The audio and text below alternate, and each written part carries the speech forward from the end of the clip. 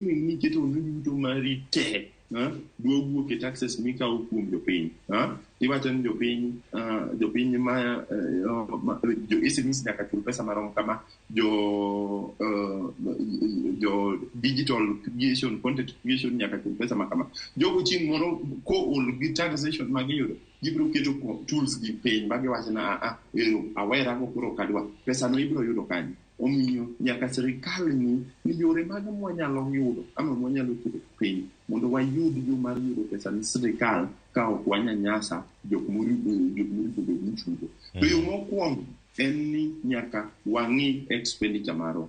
An pok aneno ng'at man gi loan kata to ng'eno piny a country en kaka dhano.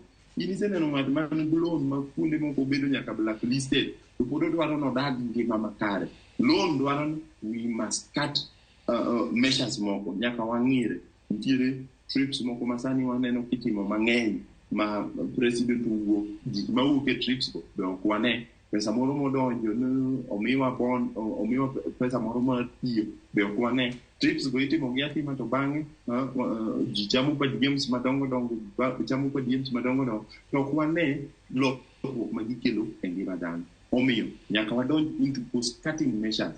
Cost-cutting measures en niya nyaka wang'i expenditure mar the executive. Kani ng'iyo that finance bill masani, parliament omi $24 billion mopogore opogore.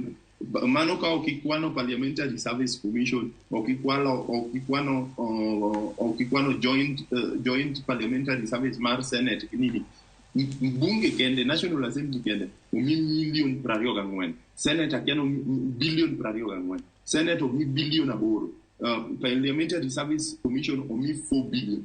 To judiciary, mayawo courts timo development kuonde giduto timiyo $20 kende. Mano nyiso ni nyaka wabed piny wang'ine to gima kama kelo pesa mane pesa mane ma parliament kelo in terms of revenue magimiyo magikelo sirikal. Judiciary kelo pesa mane ok wanyal kawo nwa pesa ipoga nikech ji nigi powers mag pogo to kidok piny in terms of the contribution ma ji contribute ni economy because something like SMEs kelo taxes mang'eny no sirikal moloyo kata bunge in owuon. So understanding nyaka bed bunge yudo $24 billion to judiciary maserve Kenya mzima man uripo bedni gero courts naneno ka sani moluor honorable Martha Kaungu oseyawo court man Yala moro otero nyaka court Usigi $20 billion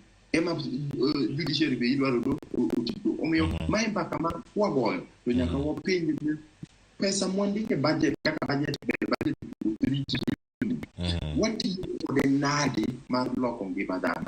Ne giwacho ker Uhuru Kenyatta mosewuok e tich ne tiyo ne kawo loans mang'eny. Sani kwaneno loan ma Kenya Kwanza osekawo kochakre chakre ne gidonj e tich dwe mar 8 en 1.something trillion. Iwacho no oluoro Uhuru almost diriyo ama dide.